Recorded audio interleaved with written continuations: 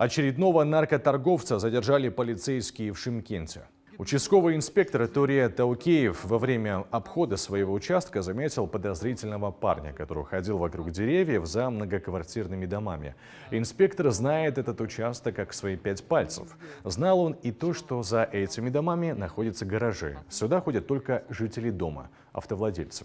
Поэтому парень, который кружил вокруг деревьев, показался ему подозрительным.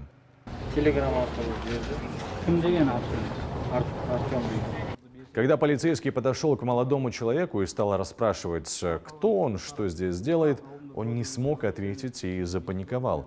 Страж порядка спросил, что у него в сумке. Вопрос сильно испугал парня, и он признался, что в сумке у него наркотики.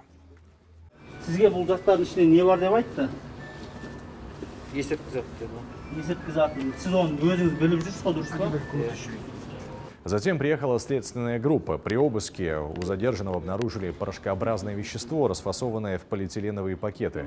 Задержанный рассказал, что закладывал дозы наркотиков в тайнике по городу. В его телефоне стражи порядка обнаружили фотографии мест закладок и их геопозиции. По этим адресам и проехали полицейские вместе с задержанным. Все найденные вещества изъяли.